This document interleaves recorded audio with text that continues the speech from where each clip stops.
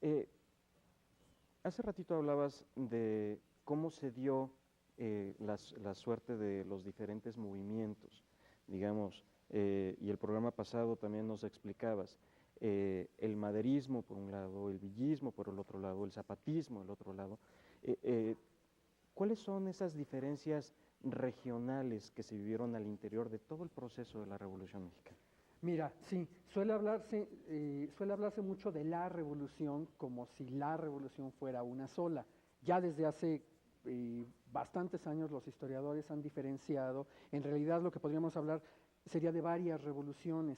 Sería muy largo extenderse en esto, simplemente tomo una visión muy esquemática. Si tomamos el caso del villismo y del zapatismo, ¿no? Podemos encontrar un gran contraste. En el Villa, por ejemplo, viene de una sociedad que fue de una sociedad en el norte del país que vio durante el porfiriato surgir un fenómeno histórico que fue la frontera norte, ¿no? Durante el porfiriato la frontera norte del país pasó de ser una frontera con el desierto o con los indígenas nómadas, pasó a ser una frontera con Estados Unidos, con la sociedad norteamericana, que también en un periodo que es paralelo al porfiriato, fue ocupando la parte occidental de Estados Unidos. Entonces, a partir de entonces surgió la frontera tal como la conocemos. El villismo viene un poco del desarrollo de la sociedad mexicana que va avanzando hacia el norte, colonizando tierras, también en pugna con los indios nómadas. En esa época, Katz, por ejemplo, este notable historiador austriaco que acaba de morir hace poco, él estudió a fondo este problema de cómo en la sociedad norteña son muy importantes las colonias que se establecían con gente armada, por eso se habla de colonias militares, ¿no? Colonias militarizadas tendríamos que decir más bien, ¿no? Gente acostumbrada a ocupar una tierra con un arma porque la tendría que defender con algún grupo nómada.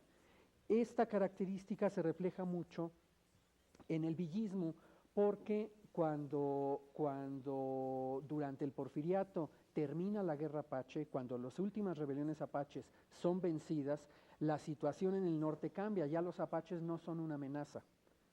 Y ahora la amenaza van a ser las compañías deslindadoras, por ejemplo, que empiezan, ya que está apaciguado el territorio del norte, hay una intención de privatizar tierras en el norte del país y un poco el villismo es una reacción, no es solo eso, pero el componente de reacción contra la privatización de tierras en el norte del villismo es muy importante. En Morelos es muy distinta la situación. Allí lo que tenemos es una economía del azúcar, ¿no? Que gira alrededor de la caña de azúcar y de la fabricación del azúcar, con un problema agrario antiquísimo que viene desde del periodo novohispano y grupos de campesinos que están luchando por la restitución de terrenos a los pueblos. De manera que en ambas, si comparamos ambas zonas, vamos a encontrar una situación muy contrastante.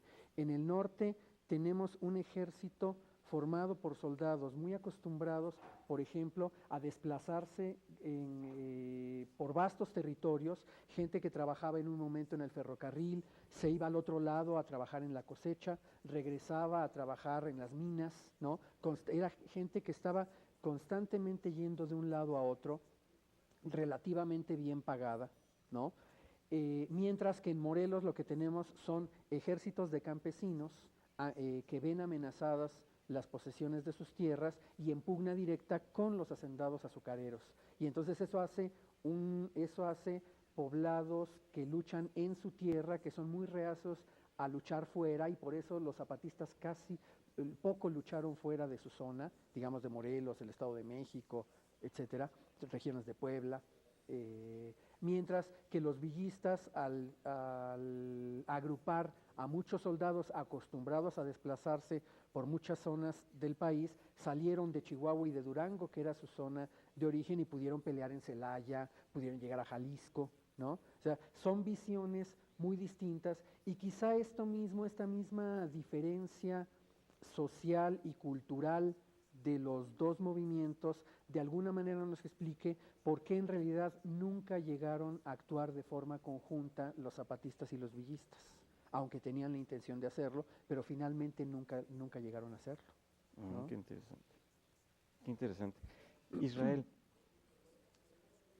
todo el siglo pasado, después de la lucha por la independencia, y todo el siglo antepasado, ¿no? Me refiero al siglo XIX, después de la lucha de la independencia, y el siglo XX, después de la lucha por la revolución, hay, digamos, como un periodo de 100 años en donde se construye una identidad nacional.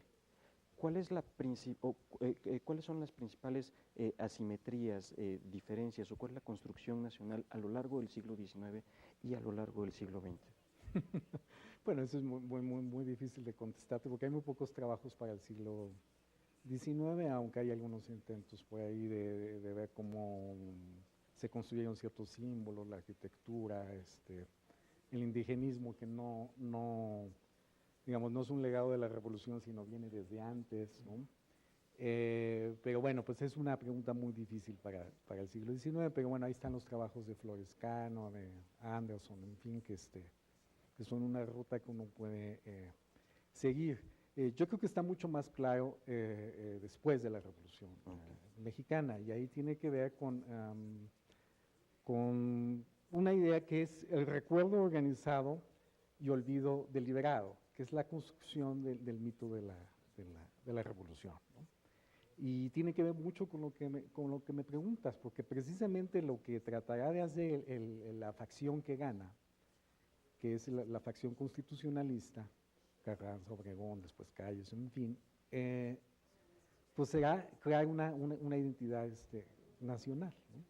Y esa identidad nacional básicamente tiene que ver con la construcción de integrar la revolución. Es decir, como bien explicaba Alejandro, pues está claro para un historiador profesional que no hubo una sola revolución, sino que hay una fragmentación de visiones, de luchas armadas.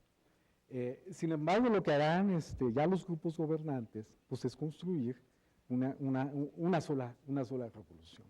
Y el mejor ejemplo, pues es el monumento a la revolución que se acaba de inaugurar, que te va explicando cómo, digamos, las tumbas de los distintos personajes, cómo van llegando, digamos, al monumento a la revolución, porque no llegan al mismo tiempo.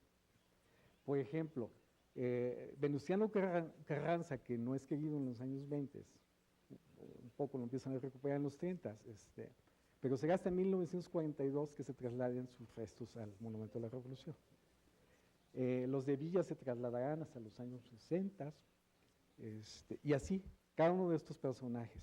Y lo curioso de todo es que las tumbas que están al interior del monumento a la revolución, pues están llenos de personajes que se odiaban y que de alguna forma se mataron unos a los otros. Entonces es, digamos, a través de esta reconstrucción hecha mito de la revolución, que te permite integrar a todos los personajes. Ahora, ¿eso es muy distinto a otros países? No. Los franceses hicieron lo mismo con su revolución francesa. Los estadounidenses, pues uno puede viajar a este país y ver, tienes que transportarte a Washington y ver cómo está lleno de monumentos de los padres fundadores, de Jefferson, de Madison, en fin. Y, digamos, todos los estados-nación construyen sus propios mitos. Y, digamos, la facción ganadora y después el PRI, pues utilizaron muy bien esos recursos para crear esa noción de la revolución integrada, que es insostenible en términos académicos o profesionales, pero es muy útil en términos políticos. ¿Puedo hacer un comentario sobre